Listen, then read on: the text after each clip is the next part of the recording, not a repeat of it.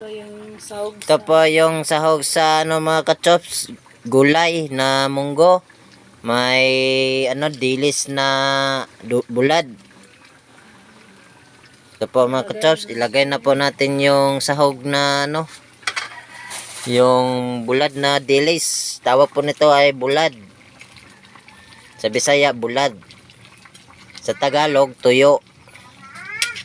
Ito po yung tuyo sa Tagalog. Sa Bisaya po ay bulad.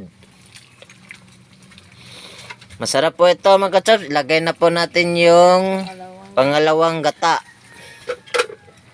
Yung pangalawang gata, pag kumukulo na po ito mga kachops, luto na po ito. Pwede nang kainin.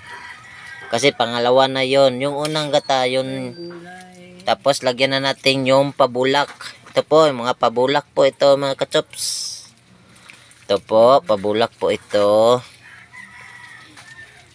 Tingnan nyo mga kachops, sarap po ito. Ubos yung isa ka kalderong baho po nito mga kachops.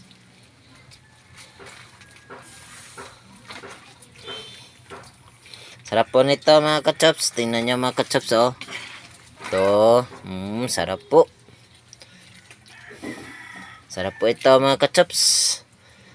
Tikman po natin mga kachops kung masarap na ba.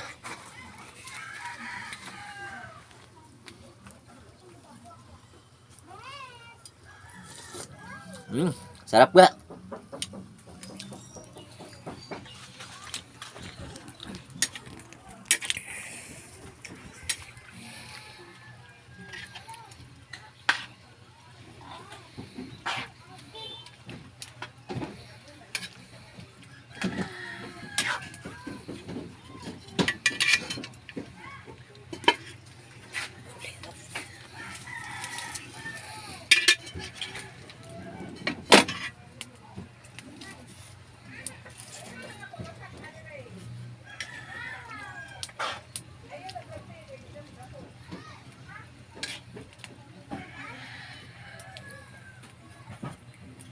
Sa pagtikim ng di dapat gumamit ka ng kutsara.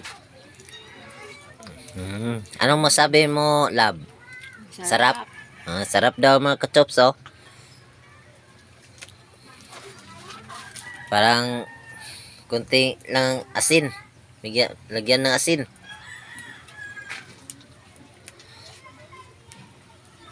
Lagyan ng asin, love. Para masarap. Lagyan mo asin. Kunti lang.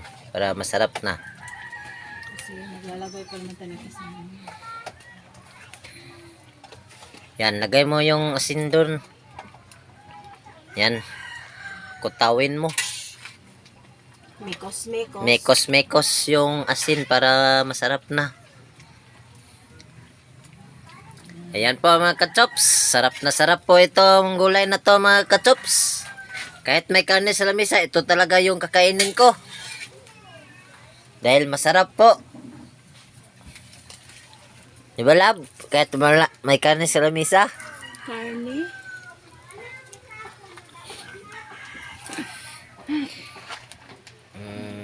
Tapos na po. Ito na po. Pag kumukulo na po ito mga kachops, okay na po ito. Pag kumulo, ilagay ang unang gata. Saan po yung unang gata? Ito na pala yung unang gata. Unang gata o pangatlong gata? Una yung espiso. Tawag na espiso. Pwede na yan lagay.